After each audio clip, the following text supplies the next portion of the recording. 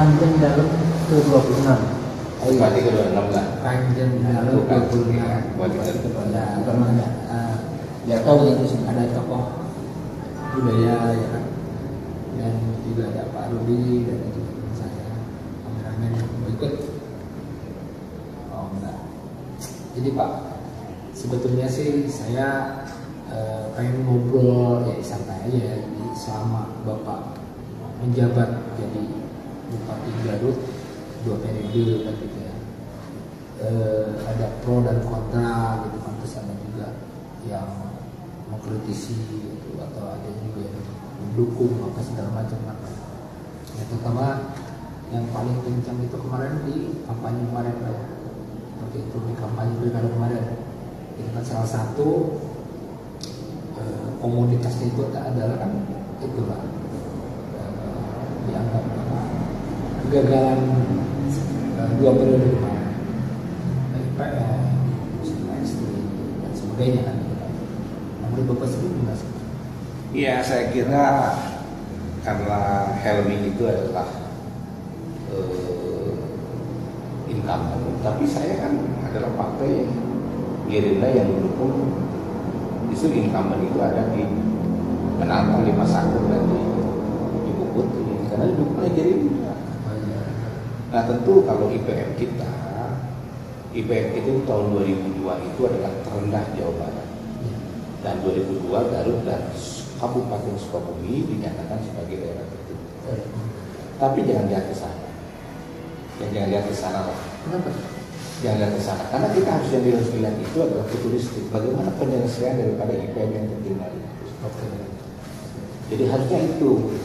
Bagaimana penyelesaian yang dilakukan oleh Pak Agus Suryadi, Pak Aceh Fikri, Rudi Gunawan 20 tahun yang kemarin. Nah, bagian saya waktu itu saya dengan 62%.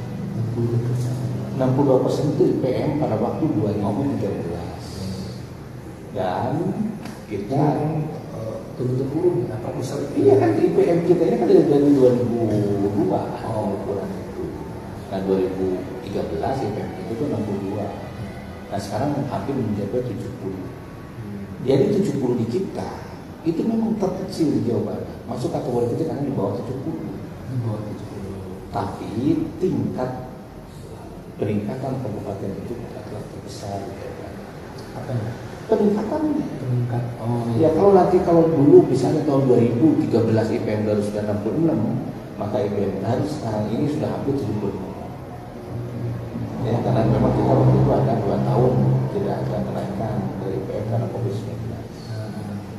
Nah tentu sekarang ini sesuai dengan target 2025 untuk IPM 2024 ya kita itu sudah dapat 70. Oke, kalau tidak ada COVID kemarin. Enggak. Kalau tidak ada COVID mungkin bisa 71 atau 72. Iya, kalau tidak ada COVID bisa 71. Iya, atau 72. Meskipun dari 60 itu yang tidak pernah diungkap itu. Oke. Jadi sekarang ini harusnya dia itu siapapun lah menganggap bagaimana pekerjaan yang dilakukan oleh Rudi selama 10 tahun dengan LMI itu. Kenaikannya apakah bagus atau tidak? Itu kenaikannya mau IPM yang terendah ini memang masih terendah.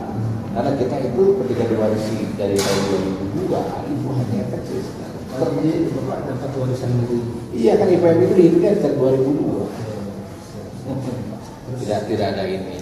Termasuk itu juga kemiskinan ekstrim juga. Bukan, kemiskinan ekstrim itu. Ya, enggak bukan. Jadi pada waktu tahun 2003 kemiskinan ekstrim di Kabupaten Garut itu 12,4%. Tertinggi juga di Jawa Barat 2014. Nah sekarang kemiskinan ekstrim sudah 9%. Dulu pernah 8,9%. Tapi karena COVID kan turun kembali. Jadi sekarang ini kalau kita lihat ya penurunan kemiskinan dari tahun 2015 sampai dengan 2019 itu penurunan tertinggi untuk kemiskinan ekstrim. Strategi kita sudah baik, malah laju pertumbuhan ekonomi kita pernah di angka 5,6 pada tahun 2016. Turun dari 12% ke 9%. Jadi dari 12,45% turun pada tahun 2019 itu menjadi 8,9% dan turun lagi menjadi hampir 11 lagi karena COVID-19. Naik. Ya, naik dari 8,9 menjadi 11. Naik turunnya tuh naiknya itu 2%. Nah sekarang turun lagi sudah di angka 9,6%. Nah, menurut Bapak, problem pertama Garut itu apa sih sebetulnya? Problem pertama Garut, masyarakat Garut tidak punya akses terhadap tanah. Yang kedua, Kabupaten Garut bukan termasuk dalam kabupaten yang mempunyai status sebagai daerah industri. Jadi pengangguran di Garut itu 8% memang atau 7% sekarang. Tapi yang bekerja ini kan 93% atau 92%. Tapi yang bekerja 92% hanya 12% yang bekerja di sektor formal, yang lainnya bekerja informal. Nah makanya harus digeser ke pekerja formal yang mempunyai pendapatan yang selalu tetap dan ada UMK-nya. Ini sekitar 2 juta berapa? Itu yang tidak pernah paham. Jadi yang mengkritik saya boleh-boleh saja, tapi berargumentasi ayo dengan kita. Ya. Jadi kalau memang misalnya wah IPM kita rendah, benar IPM kita paling rendah. Tapi dari berapa? Terus usaha-usaha yang dilakukan oleh Rudi dan Helmi itu selama 10 tahun itu bagaimana? Kita akan naik loh. Penurunan angka kemiskinan. Ada itu ya penghargaan. Bukan, kita bukan lagi penghargaan, kita dapat insentif fiskal tertinggi seluruh Indonesia. 50 sekarang kita itu tertinggi se-Indonesia dapat insentif fiskal karena Kementerian Keuangan. Untuk masalah? Semua, ada 5 masalah yang tertinggi. Satu, masalah yang berhubungan dengan penanganan kemiskinan ekstrim, ada inflasi, ada pengurangan produk dalam negeri, ya, ada proses percepatan anggaran, dan ada lagi adalah yang menyebut masalah stunting dan sebagainya. Itu tertinggi ada. Dan itu insentif fiskal bukan hanya penghargaan dalam bentuk kertas. Nah itu tidak dapat kita pakai. Karena apa? Karena untuk apa sih? Saya harus membela diri terhadap itu. Karena yang dilihat itu adalah fakta, faktualnya aja. Jadi kalau wah ini kan hanya di atas kertas, ya nggak apa-apa. Faktualnya kita terima duit. Untuk PAD sendiri gimana? Kalau PAD sulit. PAD kita ini banyak yang tidak optimal. Dihubungkan dengan PDNP, tax rasio daerah kita itu sangat kecil sekali, tidak lebih daripada 1%. Jadi kalau PDNP kita sekarang 63 triliun, ya, pendapatan PAD kita 500 miliar, itu pun kebanyakan dari yang masuk rumah sakit. Sedangkan dari pajak yang benar-benar dari restitusi, dari daerah dari restitusi, ya, dari hotel, dari restoran itu belum optimal. Banyak restoran-restoran yang gede tapi pajaknya kecil. Jadi yang tertib itu karena Kentucky, yang franchise itu tertib Kentucky, Solari, ya itu tertib. Kentucky itu sehari 3 juta, restoran gede sebulan cuma 10 juta, Kentucky satu bulannya bisa 100 juta, yang restoran lain hanya 50 juta, 40 juta. Banyak yang tidak aman. Banyak yang tidak aman. Banyak yang tidak aman. Padahal itu pajak yang dititipkan oleh pembeli kepada mereka tidak menyediakan banyak. Kira-kira berapa sarannya? Kalau saya lihat ya itu besar sekali. Jadi kalau dilihat dari PDNB, produk domestik bruto regional, ya dari sektor jasa itu kan hampir sekitar 2 triliun. 10%-nya harus miliar. Kita kan tidak sampai sebesar itu, cuma dua-duanya pada restoran, pada hotel. Kita kalau tidak salah sekitar 30 miliar. Kecil sekali. Mengenai partisipasi publik, Pak. Ini kan teman-teman banyak melihatnya. Publik ini kurang dilibatkan dalam masalah penganggaran. Kita lihat kan begini ya, ini kan tidak tahu. Jadi orang Garut itu semuanya ingin serba mau ikut campur, tanpa dia memperhatikan perundang-undangan. Iya. Terus kontribusi apa? Kontribusi yang real itu harusnya dia datang dong pada saat musrenbang. Itu dalam Undang-Undang 25 ya tentang musyawarah perencanaan pembangunan nasional itu kan diatur. Semua orang bisa datang. Iya datang, dia datang. Kan di berbagai tingkat. Ada yang mulai desa, dia mulai kecamatan, dia mulai ya datang aja kalau dia mau Kalau memang ada mau lihatnya kan undangan kepada stakeholder NGO itu kan diundang.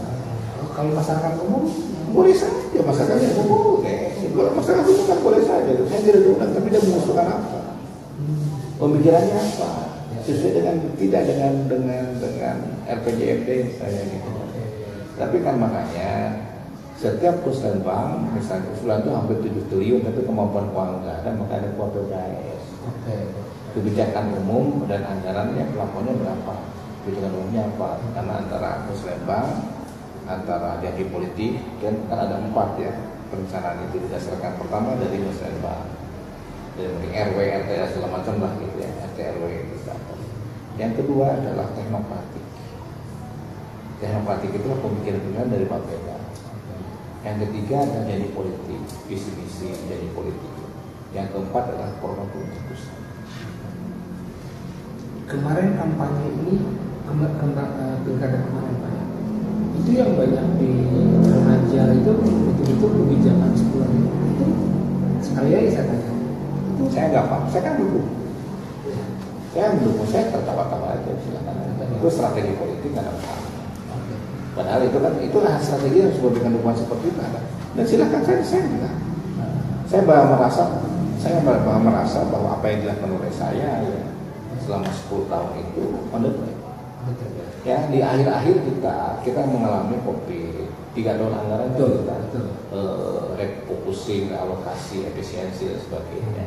Dan pada tahun keempatnya saya membuat kebijakan adalah untuk membuat keadilan. Siapa yang bekerja untuk negara, dia hidupnya dijamin sampai istrinya meninggal dunia. Maka kami menggeser dari non status menjadi P3K sehingga kami mempunyai alokasi yang terbesar di Indonesia dengan lebih daripada 5.000 diangkat menjadi P3K. Dan itu kebijakan saya. Ini ada banyak masyarakat bertanya-tanya. Sebetulnya Bapak tuh kemarin gimana sih sebetulnya? Enggak tahu saya kemarin ini. Netral? Bukan, saya enggak netral. Partai saya kan di nomor 2. Tapi saya terus saja kemarin itu nggak pernah ada yang ngajak rapat, nggak pernah ada yang ngajak rapat. Sebetulnya secara pribadi Bapak ini? Enggak, saya di nomor 2. Nomor 2 Bapak? Iya. Saya di nomor 2. Dan itu di nomor 2 tegas. Saya kan di Uniga pada itu kan menjadi pembicara. Saya nyampaikan, saya tidak tertutup. Cuma ketika kampanye pada saat itu saya tidak begitu ini. Karena ruang untuk berkampanye-nya kan sudah habis dengan partai-partai dan saya bukan struktur partai Gerindra.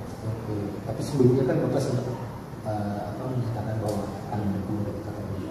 Helmi. Iya kan begitu saya mendukung Dr. Helmi kan sebelumnya sebelum penetapan Gerindra ke seseorang. Oke.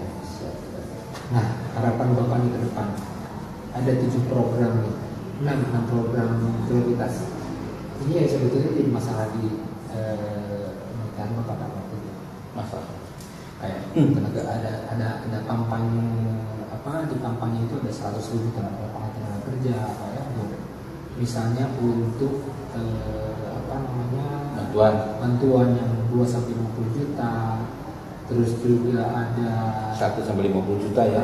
1-50 juta. Keluarga 2 juta, keluarga lebat dan sebagainya.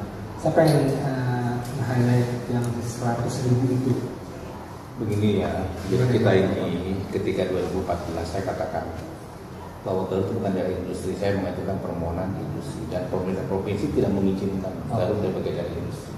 Cuma kami lobby pusat, hanya lobby pusat memperbolehkan Garut sebagai wilayah daerah industri hanya dikasih 500 hektar di 4 kecamatan. Di Kecamatan Leles, di Kecamatan Cibatu, di Kecamatan Limbangan, dan Kecamatan Selau. Itu pun terbatas. Di Garut Utara itu pun terbatas. Ya, dengan mitigasi risiko. Jadi sebenarnya pemerintah Kabupaten Garut itu tidak ditetapkan sebagai daerah dan sebagai daerah industri oleh provinsi. Tapi kalau tidak ada daerah industri mau mana ada investasi tidak. Yang saya katakan tadi menggeser lapangan pekerjaan dari informal menjadi formal itu penting. Jadi sekarang ini yang nganggur di Garut hanya 7% katanya, tapi 93% yang bekerja itu di sektor informal. Maka sangat tepatlah Pak Sakur dan Ibu Putri membuat strategi dengan 100.000 lapangan pekerjaan. Tapi kita punya kendala handicap. Zaman saya juga begitu. Kita punya handicap yaitu adalah kompetitor daerah tujuan investasi. Sekarang yang itu Majalengka, Subang, ya, dan ya kalau daerah-daerah Rawang dan daerah itu kan sudah established ya.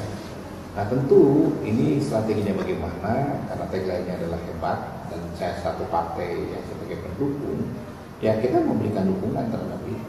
Tapi apakah terlaksana atau tidak itu kan jadi politik. Dulu aja Pak Jokowi pada 2014 mengatakan laju pertumbuhan ekonomi Indonesia hanya 7, jadi 5, tetap aja dipilih lagi pada 2019. Akibat dari kegagalan laju pertumbuhan ekonomi kan Indonesia sekarang susah menjadi daerah atau negara yang sama aja di politik 100 ribu atau kemudian aja berangkat itu yang ada sana. Berarti kan kalau 100 ribu itu setiap tahun harus ada 20 ribu lapangan pekerjaan. Bicara soal IPM Pak, IPM itu kan ada tiga hal: kesehatan, pendidikan, dan sebagainya kan. Kita itu tertinggal di semuanya, ya, terutama di daya beli. Karena daya beli kita, kenapa daya beli kita Garut lemah? Karena tidak punya akses terhadap tanah, tidak punya akses terhadap hotel. Karena di Garut meskipun 300.000 hektar, 85.000 hektarnya punya perhutani. Sisanya BKSDA, perkebunan swasta, perkebunan pemerintah, PTPN dan sebagainya. Jadi akses terhadap itu nggak ada. Yang kedua, kita bukan dari industri. Ya. Yang ketiga yang kenapa kita kapasitas, ada beberapa pekerjaan yang tidak dijumpai dengan layak di Garut bagian selatan. Di Garut bagian selatan susah, lapangan pekerjaan mau apa? Jadi nelayan pendapatannya kecil. Ya. Mau bertani juga tidak ada tanah, ya. Industri tidak ada. Nah itu bagi 700.000 orang. Padahal bisa ini. Iya, tapi kan akses tanahnya kan ada. Kayak HRT kita. Iya, mau apa? Kayak HRT kita ada apa? Laut. Iya, ada apa? Yang bisa dilakukan. Bisa. Iya, sekarang laut yang menjadi penambang itu kan sektor penambang besar. Karena tambak udang di pinggir laut punya komodal besar, bukan padat karya tidak. Jadi untuk pencapaian 100.000 tenaga kerja itu Bapak? Menurut saya 100.000 tenaga pekerjaan aja, saya selama 10 tahun aja ya. Kami kalau real itu ya hanya ada 5 industri. Penyerapannya berapa Pak? Ya, hanya 5 industri, hanya sekitar 40.000 lapangan pekerjaan. Berarti harus ada. Bukan, kalau memang bisnisnya harus 100.000, maka harus ada investasi di manufaktur ya, yang padat karya. Yang padat karya itu ya minimal 6 atau 7 pabrik. Kalau satu pabriknya 15.000, berarti sudah 7 pabrik. Berarti yang disarankan 7 pabrik bisa jangka waktu 5 tahun. Ya bisa-bisa saja, tidak ada yang tidak mungkin. Ya kan, Kang Haji itu Bapak. Ada sih sebetulnya, tapi kalau saya selalu berhubungan dengan hobi saya, tapi kemarin memang saya pulang dari selatan sebetulnya terkait dengan obrolan yang barusan, memang sektor apa yang harus dikembangkan di sana. Nah kalau misalnya saya lihat di Bali dan di sebelum Bali itu ada banyak petani-petani yang ekspor orang, dan saya lihat memang alamnya di sana sudah mendukung. Nah kebetulan untuk edukasi untuk cara menangani koral dan mengembangbiakan koral itu sistemnya kultur. Nah edukasinya belum ada. Nah sebetulnya itu suatu kesempatan juga itu kalau misalkan bisa membuat suatu usaha yang memang tadinya hanya menangkap lobster, hanya menangkap ikan-ikan yang di laut lepas, tapi kalau misalnya itu hanya dengan di pantai dan mengkultur koral-koral yang dikembangbiakan, jadi tidak vandalis. Jadi sekarang ini kan inilah di Undang-Undang 23 2014 orang yang tidak tahu bahwa kewenangan dari kabupaten itu terbatas. Termasuk misalnya dari Aceh saja sekarang ada di Leles di mana yang menjadi bagian seolah lingkungan itu dirusak, kan kewenangan kabupaten. Oh itu bukan kewenangan kabupaten, tidak ada itu di provinsi. Sampai izinnya itu di provinsi. Izinnya itu di provinsi. Nah termasuk ya hal yang berhubungan dengan laut. kita tidak bisa membuat kebijakan kalau ada nomenklatur anggaran itu banyak. Itu adalah kewenangan provinsi. Kalau misalnya ada, Nah, kalau masuk provinsi kan itu rakyat Garut juga kan itu provinsi. iya, kalau misalnya ada bantuan misalnya dari provinsi untuk menghantarkan ke wilayah Garut itu bisa. Iya kan kalau memang provinsi membuat program kan mereka buat program sendiri gitu kan. Ya, bukan kaitan bukan buat kita juga nanti. Iya betul. Provinsi. Kan semua baik pemerintah pusat maupun provinsi kan rakyatnya rakyat di bawah. Rakyat di Garut ya, tapi kebijakan seperti itu tidak bisa dilakukan kalau kita hanya berdasarkan kepada dokumen pelaksanaan anggaran. Jadi itu sudah dipertimbangkan. Jadi di Garut Selatan itu yang namanya ikan di laut kita menggunakan perahu-perahu yang tradisional dan itu pun kebanyakan dari seseorang petani pelayan itu atau nelayan itu hanya meminjam perahunya dan bagi hasil. Tentu ini juga menjadi persoalan dan ketika kita mau menganggarkan perahu kesan itu nggak bisa karena itu karena kewenangan KKP dan kewenangan Dinas Pertanian Provinsi gitu ya. Kita itu ada ikan ya tidak seperti dulu sebelum buat 3 begitu. Ya sebetulnya kalau untuk mengembangbiakan korasi seperti berkebun gitu. Jadi di daerah pesisir pantai itu dia membuat jaring-jaring dan membuat fondasi dari PVC yang memang ntar koral-koralnya digantung di situ. Jadi dia protek dari alam ataupun ngambil benih-benih yang dari Bali dan di Banyuwangi dikembangbiakan di sana. Nah, ntar hasilnya itu kan bisa. Nah itu harus ada ini. Jadi kita edukasinya belum sampai. Iya, kita harus ada percontohan dulu lah. Ya. Dan ada habit ya. Yang biasanya dilakukan oleh nelayan di selatan. Nelayan di selatan kan sedikit sebenarnya. Ya sebetulnya kemarin saya sempat bertemu dengan beberapa petani yang memang mengeluh sekarang dengan harga lobster yang melonjak jatuh gitu kan. Malah sekarang ada yang benur gitu ya, yang sekarang ya sudah keluar kan sekarang kan dari kemarin itu izinnya ya ditutup sekarang udah mulai bisa lagi karena memang teman saya ada yang di Vietnam juga, dia sudah bisa menerima produk benur yang istilahnya baby lobster itu udah bisa diekspor lagi sekarang. Ya, dan dengan bulu gitu kan. Ya sekarang ini kan ada teknologi baru kan di Vietnam. Ya. Bahwa lobster itu lebih cepat. Ya, jadi itu cuma dibikin sekat-sekat kayak lebih cepat untuk naik hasilnya. Ya. Dan itu.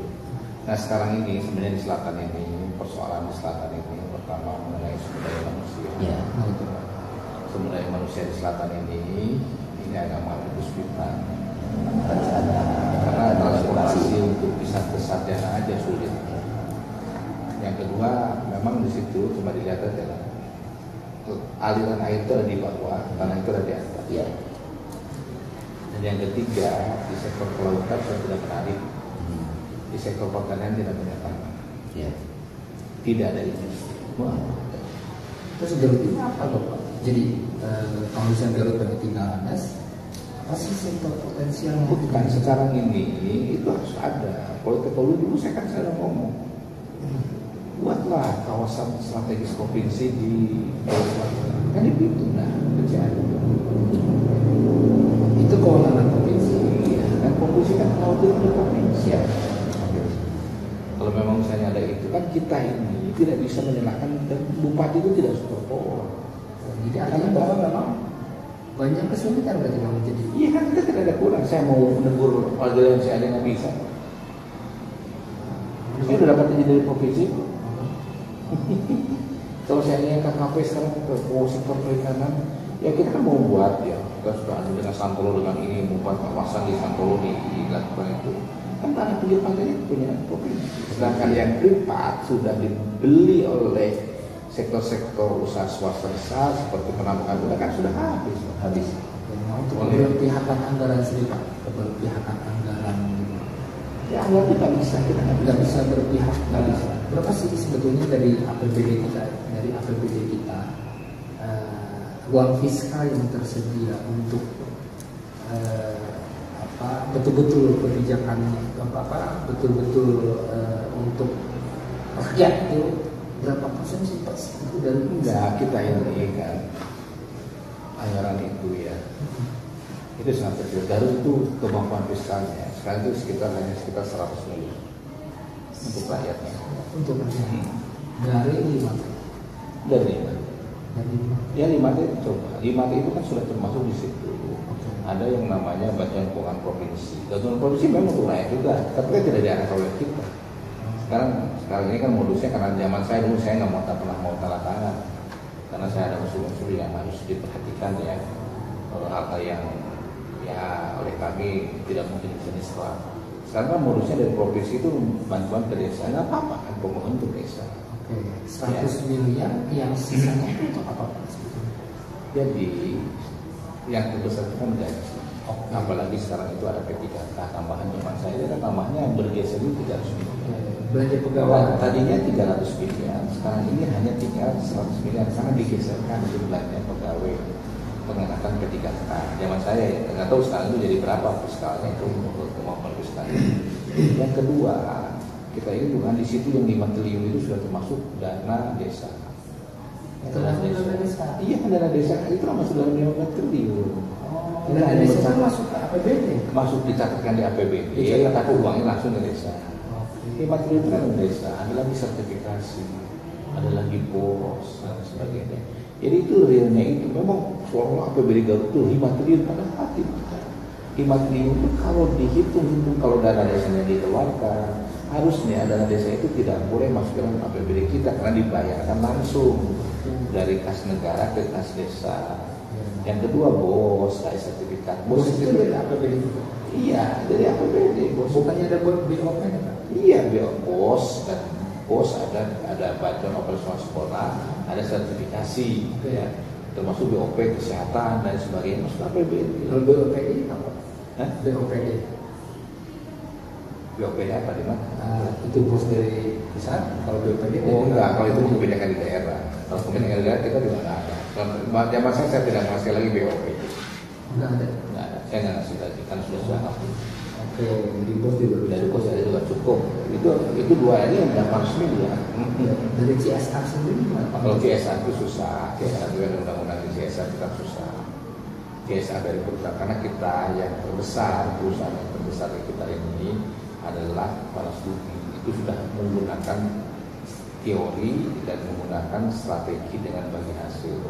Kita dapat bagi hasil, kita 20 miliar. Itu ada peruntukannya sudah dipakai perusahaan.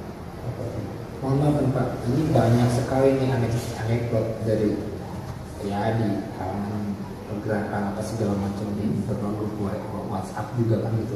Program Amazing, gitu, meja apa Amazon. Amazon yang mau saya ngomong kan saya. Amazing jadi Amazon. Bukan bahwa yang menceritakan Amazing jadi Amazon itu kan saya yang ngomong. Oh gitu. Kenapa saya ngomong jadi Amazing? Karena memang birokratnya nggak bisa memegang perusahaan terhadap kita. Jadi saya ingin bangunan itu beres bagus tapi tidak bagus. Saya makanya sering marah. Jadi Bapak ini nggak mendapat support dari Bukan. Sekarang semua pekerjaan kan dilakukan oleh pihak ketiga oleh pemulung. Oke. Kan pemulungnya banyak yang tidak marah. Saya marah-marah itu kan seperti itu. Yang kedua juga ya, ke dinas-dinas juga tidak marah oleh penggunaan, tidak mengawasi secara maksimal. Saya ingin semua hal yang berhubungan dengan bangunan itu bagus. Itu ada yang bocor, ada yang apa, bagus ini. Kan saya sering marah-marah itu karena begitu. Ya, dan yang kedua tidak ada dukungan. Dari birokrat karena maunya dicerca-cerca kayak ini kan jadi. Ya, dulu kan tidak mungkin jalan jadi. Kalau sekarang tidak ada jalan yang luar, tapi biayanya mah. Kalau tidak ada ibadah haji, kalau tidak ada saya di selatan jembatan banyak yang dilakukan program yang menghubungkan antara kecamatan yang terisolir. Sekarang misalnya dari mulai Bendei bisa ke Cisongkot bisa ke Cibalong, itu sudah jalan dengan jembatan 12 km. Kemarin di zaman Bapak itu ada 1.000 penonton. Lebih. Tapi yang bergengsi itu adalah yang terakhir. Bahwa saya ditetapkan, bahwa Garut ditetapkan sebagai kabupaten yang mempunyai insentif fiskal tertinggi seluruh Indonesia. 49 miliar. 49 miliar. Bukan 25 miliar, 49 miliar. Dan kemarin di debat dikatakan bahwa kebersihan di atas kertas itu menurut sih Pak. Itu kan politis aja, nggak bisa aja. Kan sekarang kalau di atas kertas aja nggak apa-apa, nanti aja, nanti saya nggak apa-apa. Saya mau diomongin apa saya sudah benar. Oke, padahal Bapak di 02 juga ya? Iya, cuma strategi saja. Kan ada strategi, adalah konsultan politik. Di politik mau ngomong apapun boleh, politik kan boleh. Ya boleh, kalau mau ngomong itu sudah ngomong, saya dapat mana, rakyat tidak mau ya nggak ada masalah apa. Kita agak skip dulu untuk masalah politik.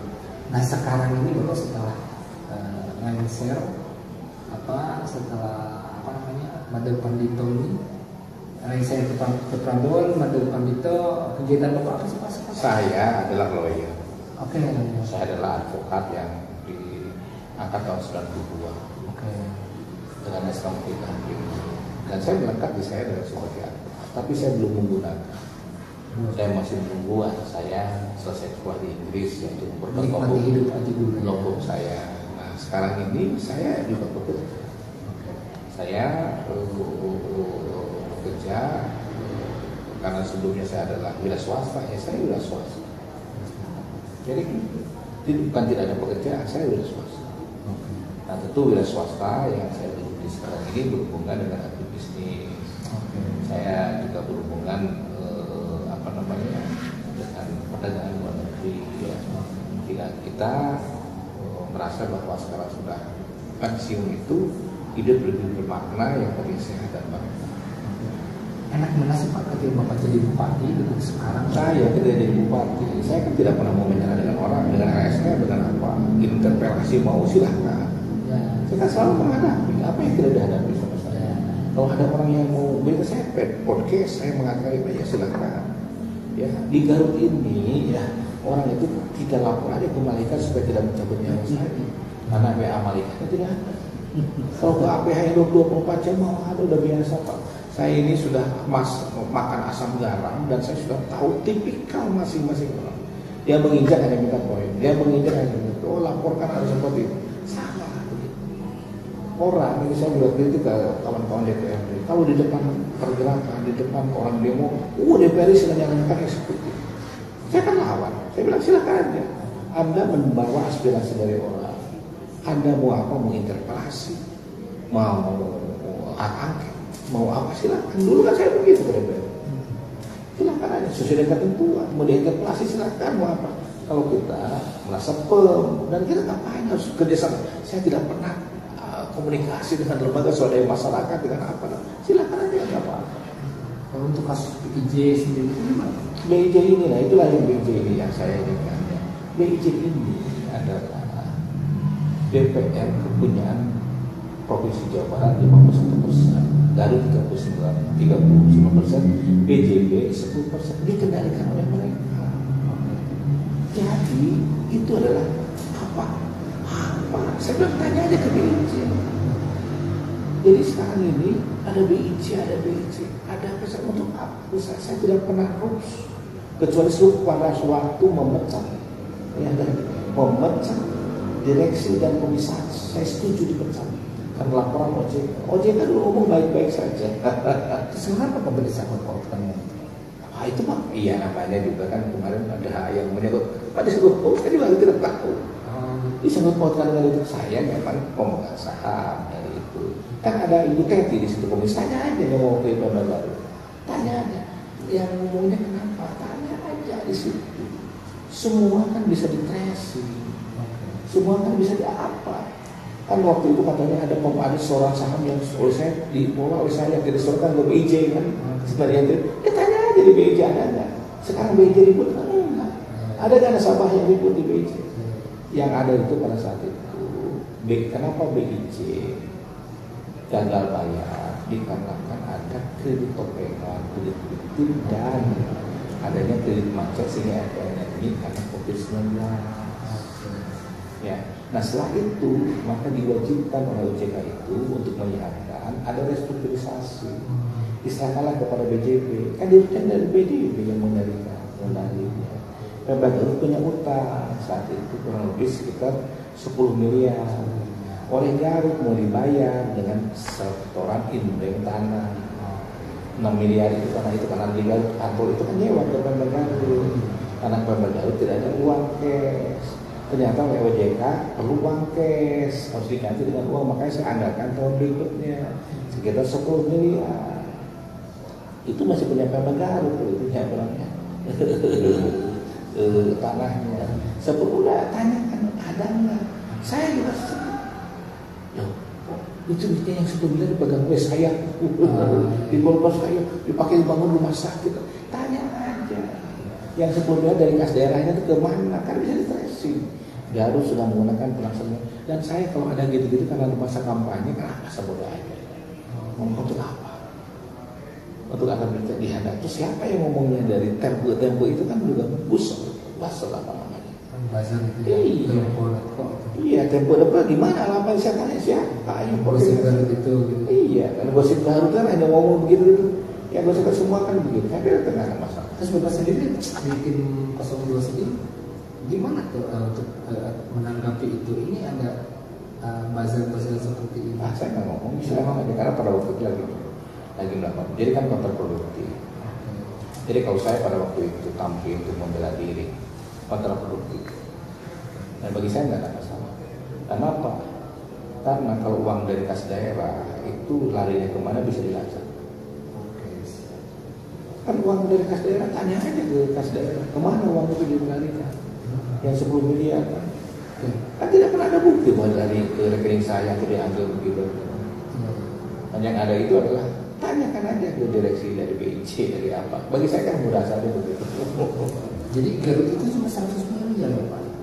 Iya, kalau saya itu sekarang kalau mungkin ada penambahan transfer ke daerah itu ada. Ya, mungkin nambah sekarang, tapi saya kan nggak tahu. Dulu itu ada 300 miliar. Oleh saya digeserkan 200 miliarnya untuk mengangkat ke 300. Oke, jadi yang bangun infrastruktur apa segala macam itu dari semua. Untuk yang dulu aja 300 miliar. Nah sekarang nggak akan lagi. Sekarang ini kan misalnya begini ya, ada janji misalnya memberikan 2 juta untuk keluarga. Apakah 2 juta itu untuk 5 tahun atau untuk setahun? Yang miskin di Garut, ya kalau berdasarkan itu kurang lebih ada dari 700.000 keluarga. Dari 700.000 keluarga, ya, itu anggaplah 1.150.000 keluarga. Kalau 150.000 keluarga kali 2 juta minimal 2 juta, berarti kan harus ada 300 miliar. Kalau 300 miliar dibagi 5 menjadi 60 miliar per. Ada duitnya atau tidak? Saya tidak tahu. Apalagi bantuan UKM 1 sampai 50 juta. UKM itu ada 50 ribu. Kalau misalnya untuk 5 tahun 50 ribu, berarti setahunnya ada 10 ribu. Kalau 10 ribu 1 juta aja, jangan 50 juta lah, 1 juta aja. Mungkin dia tidak mau 1 juta, anggaplah 5 juta. Berarti 50 miliar. Ada nggak duitnya? Ya, saya tidak tahu. 100 miliar untuk masyarakat misalnya dari APBD. Nah ini bisa nggak sih dipangkas Pak? Maksudnya bisa dihemat nggak sih dari selain? Iya, kita mengalami kesulitan. Kita akan mengalami kesulitan karena tantangan kita, program-program saya itu membutuhkan dana yang cukup besar. Misalnya jalan Garut Skoni gitu yang penting ya. Kalau orang timur mengatakan ini akan jadi masalah, tapi kalau Pak Sarkur membatalkan GSW ya nggak ada masalah kan, itu juga didukung rakyat. Maksud saya yang Iya. Nah, saya tahu maksudnya. Nah, karena besar contohnya seperti itu, yang 100 miliar APBD efisiensi yang lainnya sudah emak. Misalnya gaji segitu, bayar BPJS 20 miliar. Bayar listrik, bayar urusan wajib, urusan menikah. Ya sekarang itu wajib. Sekarang ini ya, apalagi tambah lagi 1.000 berapa sekarang 1.900, 1.500 yang ketika kayak sekarang. Oke, tadi tambahkan namakan saja ya. Dari 1.000 penghargaan yang didapatkan dalam 10 tahun. Ini ada satu yang membuat saya bangga dan bahagia, yaitu dari banyak kota se-Indonesia hanya 3 yang mendapatkan anugerah budaya tahun 2019. Jogja, Bali, dan Garut. Ini anugerah budaya ini merupakan salah satu dorongan dari para komunitas kita, salah satunya di kebudayaan. Itu dari kementerian. Dari kementerian itu juara 1 ya. Garut, Jogja dan Bali. Garut salah satunya. Nah itu dari komunitas peran sertanya, ya, karena belum ada cantolan untuk regulasi penganggaran terhadap kebudayaan. Nah, mungkin sekarang sudah ada undang-undang pemajuan kebudayaan dan mungkin lembaga-lembaga sudah mulai memang sinergi dan sudah ada struktur organisasi yang jelas. Mungkin ke depan bisa lebih dimanfaatin oleh pemerintah, khusus pemerintah yang sekarang kan ya, Pak Sakur tentunya ya, bisa mengapresiasikan kepada masyarakat bahwa organisasi berbudaya atau berkesenian ini bisa benar-benar dimanfaatkan, sehingga budaya-budaya yang akan muncul, budaya yang lama atau budaya yang baru itu bersinergi. Karena dalam pemajuan kebudayaan bukan berarti kita balik ke budaya yang selalu, tapi berusaha untuk menunjukkan. Salah satunya dalam kepemerintahan Pak Rudi ini memang kita selalu diberi pelajaran budaya yang sebenarnya adalah budaya mandiri. Budaya mandiri. Kenapa mandiri? Karena komunitas mampu memberikan penghargaan kepada bupatinya. Ini benar sekali, karena tidak bisa dipungkiri Dewan Kebudayaan Kabupaten Garut aja tidak mendapatkan anggaran. Kenapa tidak mendapatkan anggaran? Karena itu strukturnya belum jelas. Uangnya nggak ada. Uangnya nggak ada. Bukan nggak ada aja di yang namanya kebudayaan itu nomenklatur di dalam SIPD-nya nggak ada. Oke, nggak ada. Jadi kan kita ini kan yang masyarakat tidak pernah tahu. Itu ada Permendagri yang menentukan apa saja yang bisa, ada kode-kode anggaran. Jadi sebetulnya Pak, anggaran ini berfungsi seperti apa? Iya, anggaran itu kan sebenarnya untuk rakyat, tapi kan ada fixed cost yang harus dibayarkan. Pegawai itu harus dibayar, BPJS itu harus dibayar. Kan kita bayarkan itu BPJS. Yang ada pajak harus dibayar. Nah, untuk supaya Garut ini punya lantas apa segala macam dilakukan seperti itu, bagaimana? Inilah ya, jadi jadi yang sama Sakur itu memang harus dilakukan. Kalau tidak, karena memang Garut itu Garut masyarakat Garut itu nanti itu solusinya. Ya nanti strategi apa kan mereka juga punya strateginya apa, saya kan pendapatan tahun depan berapa satu. Nah, tapi ya dengan kondisi yang berbeda sekarang ini bisa lanjut pertumbuhan ekonomi Garut. Kita targetkan itu 6 sampai 7 sampai 7 caranya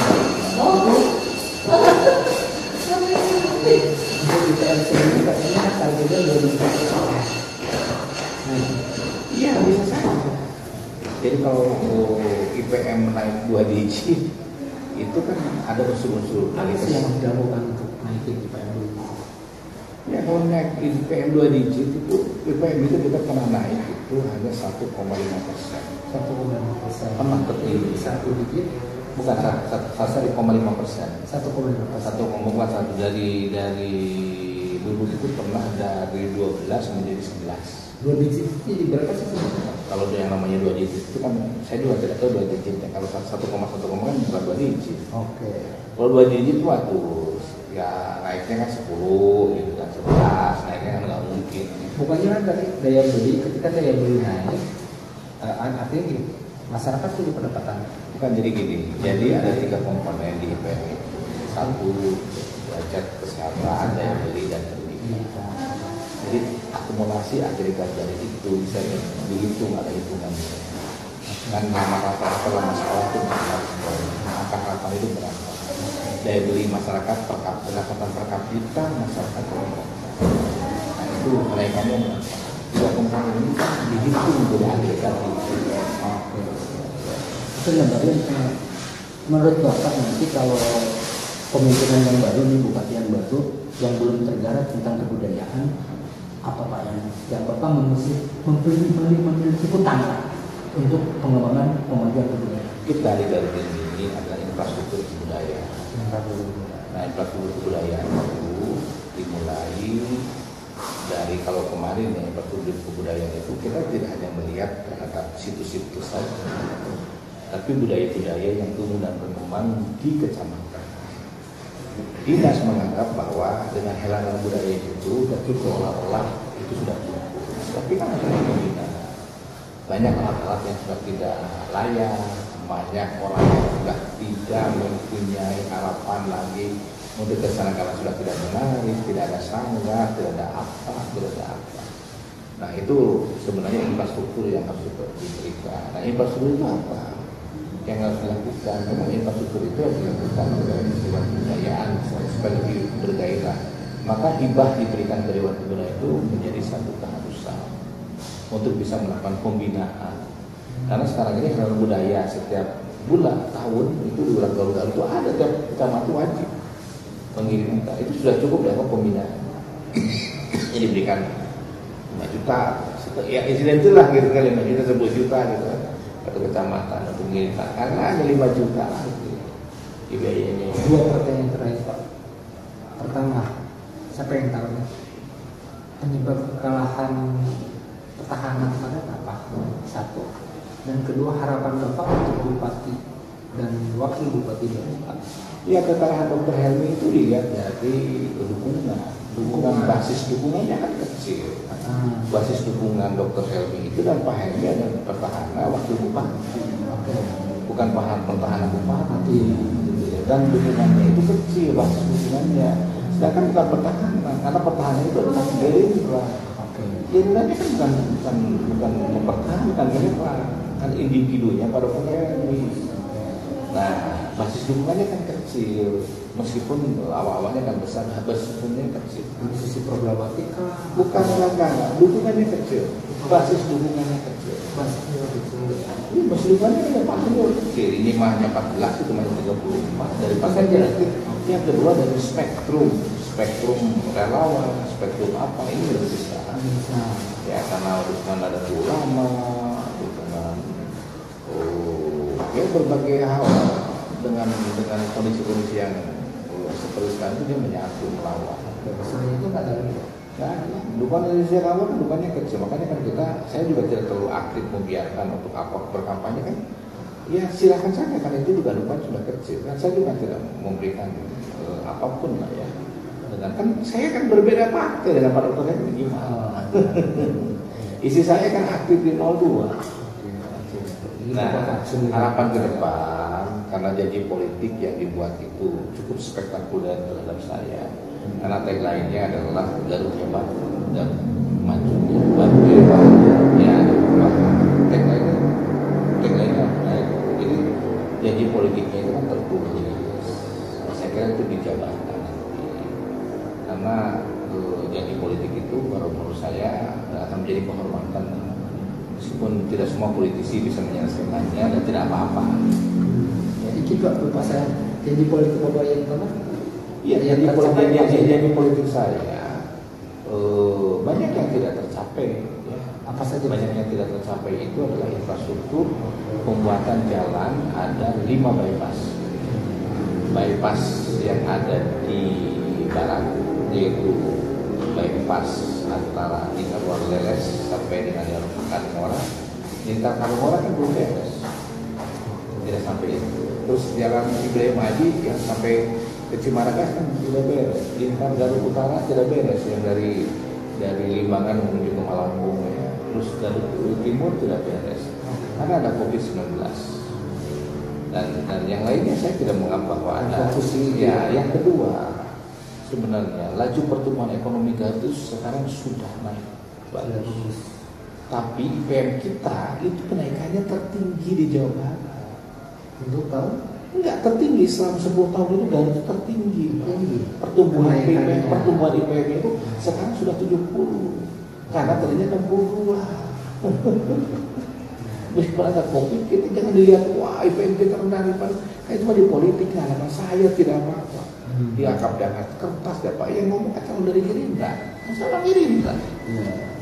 Dan Bapak cuma mau sudah aja tadi. Enggak, saya nggak biasa orang memang begitu kan. Untuk apa saya harus tidak perlu Politik mau seperti itu. Memang politik masih Atau seperti itu. gimmick aja mungkin ini. Iyalah, nggak ada masalah. Tapi yang penting saya mau ini kan tuh saya sudah di luar sistem. Ini tidak ada artinya. Kalau kamu jelek, saya sudah di luar sistem. Terus mau apa? Oke. Ya, makanya tidak mendapat kehormatan lah ya tadi yang saya kalau nanya Pak IPM Garut itu dari dulu juga saya kan selalu ngomong di Angga kita itu di dalam perencanaan saya ngomong dari Bapak strategi itu bagus makanya kita juara ketiga program perencanaan pembangunan nasional 2 triliun di Jawa Barat selalu juara besar di nasional tidak ada apa karena IPM-nya kurang begitu tapi pertumbuhan itu kalau itu dipuji strategi-strateginya teknokratiknya apa? Saya bagaimana menggeser dari pekerjaan informal menjadi formal. Saya mengajukan dulu Garut sebagai dari industri, disebut dari sudut dari provinsi, tapi dari sudut dari pusat. Ya. Yang kedua, yang kita juga inginkan itu ada pergeseran dulu, pergeseran yang berhubungan dengan status pegawai negeri sipil P3K dengan undang-undang ASN itu. Nah, saya berharapan bahwa ke depan ini Pak Sakur dan Bu Putri akan mengalami dan merasakan bagaimana ketika di birokrasi. Janganlah semua orang direspon, jangan apa-apa. Tetap aja kepada tujuan kita. Karena apa yang menentukan itu adalah politik anggaran. Politik anggaran itu tidak bisa oleh bupati wakil bupati saja. Harus ada bangga DPRD, politik anggaran dan politik anggaran itu di kita. Iya di Undang-Undang 25 ya, bahwa ada yang namanya partisipasi masyarakat, ada yang namanya teknokratik, ada yang namanya dari atas kan top down ke bawah, dan APBD itu diarahkan oleh pemerintah pusat. Ada misalnya untuk rumah ini kita susah mengatur uang. Ya, misalnya tidak boleh ini harus ini DPHCT memang petani tembakau. Oh petani padi tidak bisa karena harus petani tembakau itu. Nah sekarang ada seperti di mana-mana kan. DPHCT yang dapat kemarin hampir 6.000 7.000 orang gitu. Itu tidak gampang. Ada harus ini. Ya ada dari pajak pokok memang harus dibayarkan lagi untuk BPJS. Yang ini tidak boleh. Ada aturan-aturan yang rigid yang hanya duitnya, kita tidak punya duit yang untuk itu, tapi kita bisa kasih duit untuk petani tembakau. Itu dananya DPHC. Yang hanya ke petani tembakau. Kenapa petani polti tidak bisa? Kenapa petani tidak bisa? Itu kemarin di grup itu ada grup yang ramai, ada bercandaan teman-teman. Bapak bupati akan ikut ya akan itu maksudnya apa sih Pak? Ya akan itu kan saya tuh. Oh iya. Dulu itu kan kalau ada, kita akan membangun ini, kita akan membangun ada dalam anggaran. Karena kita ngomong kalau mau akan. Ya, sekarang apa? Yang seperti saya masa bodoh mau apa? Saya akan bangun akuatik yang itu internasional. Saya akan membangun jalan lingkar, saya akan membangun yang tidak tergagap, saya akan membangun. Nah, ini nggak ada fokus saya akan mengangkat kalian dengan takut, saya akan mengangkat kalian menjadi pejabat selama kalian bekerja dengan baik. Mengenai tetapnya di korporasi itu ya, bukan. Kan sekarang ini saya sudah meritokrasi dapat penghargaan tinggi. Kita kan juga strateginya kan dilakukan. Semua ada. Mau pelayanan publik ada sekarang, semua ada yang dibuat atau yang bagus sekarang. Puskesmas kita menjadi juara yang Banyuwangi segala macam. Tapi kan kita kalau kerja itu percuma juga ngapain ya? Apa Pak udah direngah Pak? Iya bukan kalau memang misalnya sekarang akan kan dari pergerakan dan dia bisa sama. Ketika ada perakar-akar terus apa yang tidak dilakukan oleh kita? Ya karena itu memang ketiadaan. Yang kita itu adalah sumber daya manusia yang kita belajar itu attitude-nya sangat penting. Ya tidak punya semangat. Ada kepala dinas yang kapal keruh, makanya ngomong jadi apel. Gak pernah ada yang gini-gini ke. Jadi birokrasi kita bermasalah. Birokrasi kita bermasalah. Dan memang mereka nggak kapal nggak? Dulu begini ya. Saya ngomong dengan komisi apa sih negara. Berapa saja nilai untuk menjadi seorang pejabat pemerintahan? Harus 85. Saya buatkan SK, kita 85 itu berapa? Buat aja 87. Ada SK. Nyata tidak tercapai. Itu dengan SK-nya begini. Dan banyak yang ke-14 yang 70 di luar bahasa Inggris ya. Jadi Jadi ketika dia mempunyai wawasannya dianggap ya tidak mempunyai wawasan sebagai kepala SKP. Tapi kan kalau 75 ya 75 naik kalau tidak boleh. Saya tidak pernah nanya ke Profesor Sadu, tanya ke saya tidak pernah. Apa nilainya silakan siapa? Yang bekas pegawai pimpinan apa jadi Bapak kerja? Iya, saya kan selalu meminta mereka itu bekerja dengan serius. Ya, bekerja dengan sampai amajing dari amacong. Kalau saya ngomong masyarakat amin kan dia apel saya ngomong. Nah, program emerging itu saya ada sesuatu yang dulu tidak mungkin menjadi bagian. Misalnya apa? Transportasi. Saya ingin orang dari Jakarta ke Garut, dari Bandung ke Garut itu cepat. Maka saya lah yang pertama kali menginisiasi reaktivasi kereta api 2015. Mengirim surat terus di lobi-lobi. Itu saja. Itu bukan pada luar kabel, makanya ide saya nggak perlu kabel kota banyak. Itu dari 2015. Pada waktu peresmian, pada waktu itu kan saya 2015. Nah, waktu ada Pak Erick Thohir di sini kan dia semua dari perhubungan. Mulai 2015. Ini terakhir silakan Pak. Ya saya sekali lagi.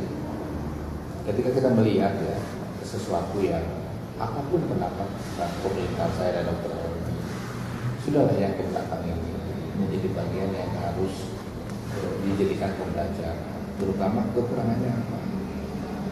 Misalnya ya, kita ini jalan lingkar warna yang sekarang saya beri nama Jalan Soekarno-Hatta itu kurang lebih sekitar 17 km, baru 6 km, masih ada 11 km. Nah, penting atau tidak jalan itu? Kalau penting lanjutkan, kalau tidak penting dipelihara karena tanah itu sudah bebas. Dari mana sumbernya? Pusat pemerintah, dari provinsi, dari pusat, dari mana. Yang kedua, jalan ISW, jalan. Kalau saya melihat bahwa dari itu nanti ke depan akan menjadi sah dari sisi transportasi, karena mobil liga sudah 60.000 dan ada di 10 kecamatan. Di kecamatan itu dalam potret semuanya adalah ya ada di 10 kecamatan, 70% di 10 kecamatan. Jadi di 10 kecamatan itu ada mobil yang tercatat itu sekitar 40.000 mobil. Untuk RSUD sendiri Bapak sempat ada mengkritisi di salah satu acara podcast. RSUD itu begini, saya punya rumah sakit. Yang di ini RSUD. Iya, saya punya rumah sakit. Ternyata tidak perlu ada direktur, wadir dan segala macam, ada kabin dan apa. Dia harus lebih efisien. Dan Bapak nggak bisa melakukan itu di RSUD. Waktu itu enggak, waktu itu saya sudah beberapa kali efisien. Dan yang jadi Nggak susah. Susahnya itu kalau dia belum. Terus penelitiannya sih itu. Iya, manajemennya itu di sana itu susah. Jadi kan ketika ada dokter yang datang dan sebagainya, berbagai macam makanya berprofesi. Saya mengatakan dokter itu harus 730 sudah ada, boleh. Karena dalam aturan dokter itu boleh berpraktik di 3 tempat. Karena untuk masyarakat Garut juga saya mau persilahkan. Untuk masyarakat Garut itu keluhan masyarakat itu salah satunya. Iya, tapi yang utama PNS itu selesaikan dulu di rumah sakit. Alkesnya kan juga dapat bantuan dari mana-mana kan mereka ada. Nah, tapi nanti ya, saya berharap ya rumah sakit ini juga merupakan bagian yang harus menjadi contoh bagi rumah sakit swasta. Ya, jadi rumah sakit swasta itu memberikan contoh rumah sakit, fasilitasnya segala macam. Karena rumah sakit swasta itu kan dari ya harus efisien lah. Jadi berapa sih diaudit lah itunya biaya-biayanya. Swasta bisa lebih efisien, sedangkan rumah sakit umum gajinya dari pemerintah. Ada apa? Nggak melibat. Kalau rumah sakit swasta kan juga gaji sorangan, alkes sendiri segala macam. Iya, berhak mengaudit itu kapan tidak sempat? Ya, audit itu bisa dilakukan oleh profesional lainnya. Dia bisa mengaudit sendiri. Jadi sekarang itu kan RSUD itu di bawah rumah sakit, di bawah dinas kesehatan. Jadi dinas kesehatan berhubungan itu mengaudit. Ada pengawasan internal. Sudah pernah dilakukan. Kenapa? Audit. Waktu itu auditnya itu kan dilakukan oleh inspektorat oleh apa. Tapi kan sekarang ini audit yang berhubungan dengan profesi. Kalau dulu kan audit itu oleh BPKP kan, oleh BPK gitu keuangan. Tapi kalau sekarang itu misalnya orang datang pasien masuk itu mau bagaimana dia audit itu. Terima kasih Pak. Semoga Sini aja ya, jadi beginilah ya. Saya terbuka. untuk Pak Sakur nih, untuk Pak Sakur dan Putri dari pengalaman Bapak yang luar biasa. Iya, inilah ya. Jadi pengalaman saya jadi bupati 10 tahun. Pertamanya adalah keharmonisan. Jadi contoh lah, hubungan bupati waktu bupati harus jadi contoh.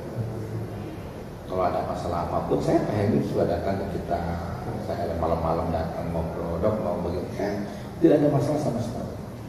Selama 10 tahun saya tidak ada masalah. Hubungan kami seperti ini ya, ada hal-hal itu, tapi nggak ada apa yang harus dipersoalkan. Nah, kadang-kadang yang model-model itu kan di bawah. Kalau kami, dan kami memberikan kekurangan penuh, misalnya zaman saya ketika Helmi ditugaskan oleh saya mengurus bagian ini, saya tidak pernah ke bagian ini. Yang ngurus kemanapun panggilnya Pak Helmi. Ketika saya perintahkan Pak Helmi untuk mengurus hal yang lain, saya tidak pernah ini lagi kayak pariwisata itu saya nggak pernah. Pak Helmi keberhasilan untuk menurunkan angka stunting ya Pak Helmi. Yang itu saya hanya ini aja. Pak Helmi yang sebagai pun belum ketua tim itu saya senang aja sudah ada betul gitu. Kerja kita kan seperti itu. Oke. Nah, saya ada satu ya. Ini juga ya. Saya masalah PDAM. Oh, PDAM.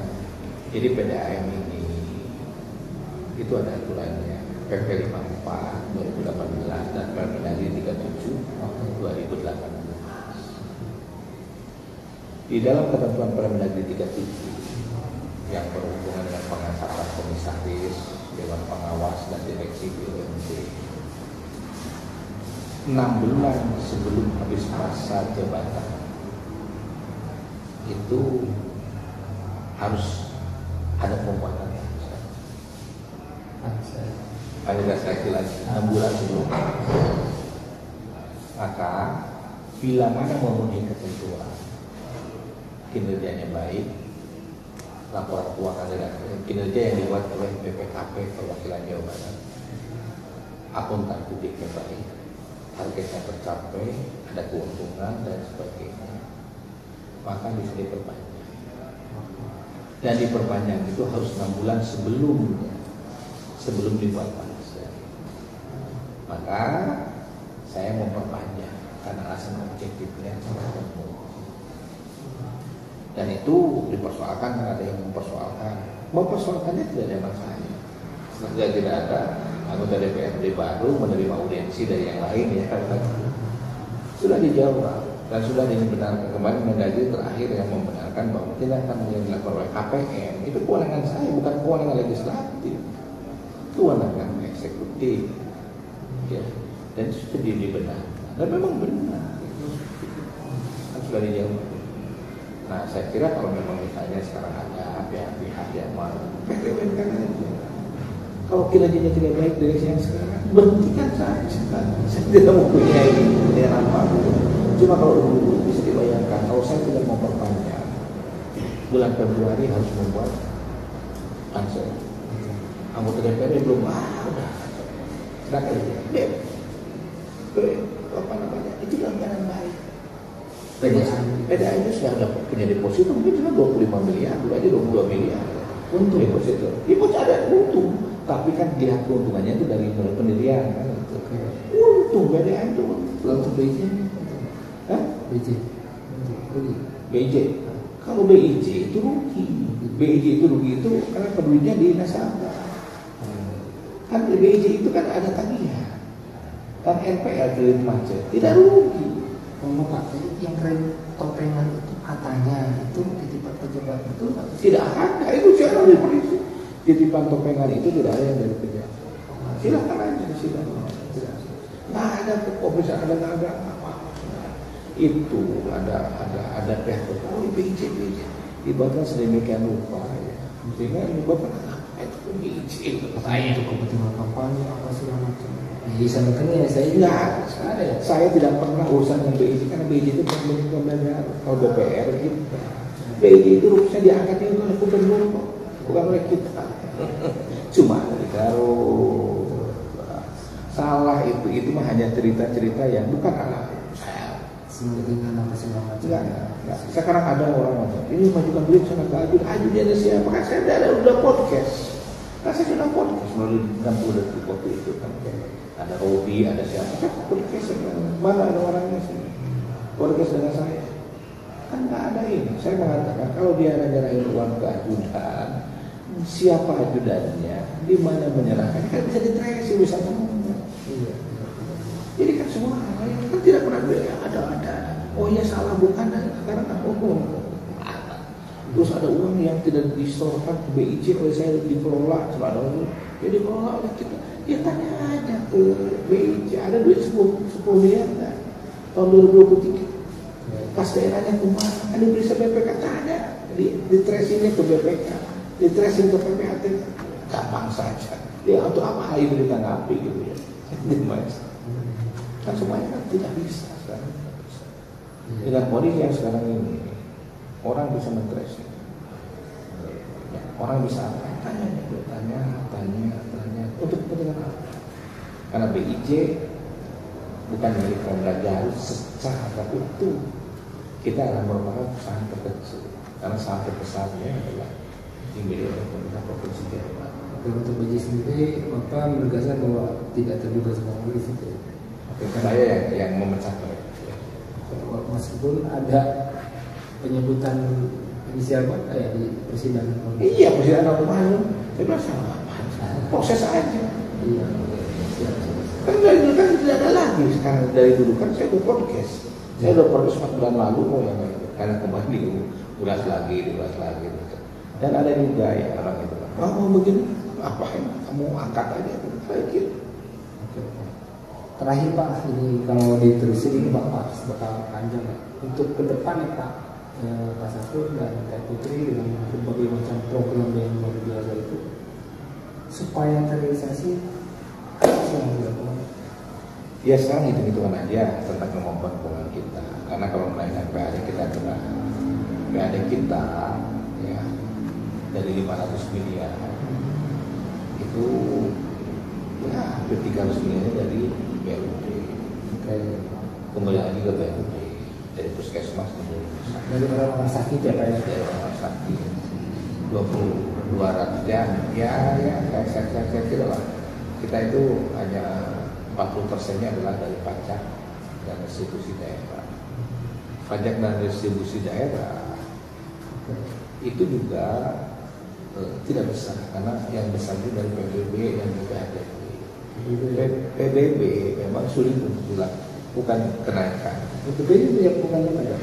Iya, pajak bumi dan bangunan. Dari PBB, dari pajak dan restitusi itu nanti kan dari pajak itu yang paling banyak dari PBB. Sedangkan dari pajak yang lainnya itu adalah dari pajak restoran dan hotel itu lebih kecil dibandingkan dengan pajak PBB dan BPHTB. Pajak PBB dan BPHTB mungkin sekitar 90 miliar lah. Dan itu susah untuk diprediksi pendapatannya dan kalau naikin. Nah artinya bahwa strateginya adalah bagaimana sekarang itu janji politik itu juga harus dikedepankan. Selain kan ada yang 4 itu ya, yang satu lagi janji politik kan ada aspirasi, ada teknokratik, ada ini. Nah ini yang janji politiknya ini juga harus menjadi perhatian. Karena itu penting untuk membantu orang miskin ya, bagaimana untuk membantu UKM dalam rangka meningkatkan pendapatan ya, ekonomi sirkular ya. Berarti kita berusaha menjalankan berusaha seperti itu. Meskipun sekarang strateginya bagaimana untuk meningkatkan IPM dengan 2 digit. Ya, IPM dengan 2 digit itu bukan merupakan hal yang mudah. Tapi juga saya melihat ya ada strategi lain dari Pak Safur mungkin bisa lihat beliau kan teknokrat ya harus semua tercapai ya Pak ya dengan Bapak juga itu juga iya kan kita itu kan ada target-targetnya itu ketika sudah di pemerintahan kan kita sudah tahu kalau sebelum sih mau menggunakan ini tidak semua bisa dilakukan. Oke Pak, terima kasih Nah ini teman-teman warga Garut semua, mau di RRG dimanapun teman-teman berada, ini beliau ini adalah putra terbaik Garut, sejarah ya kan, di Garut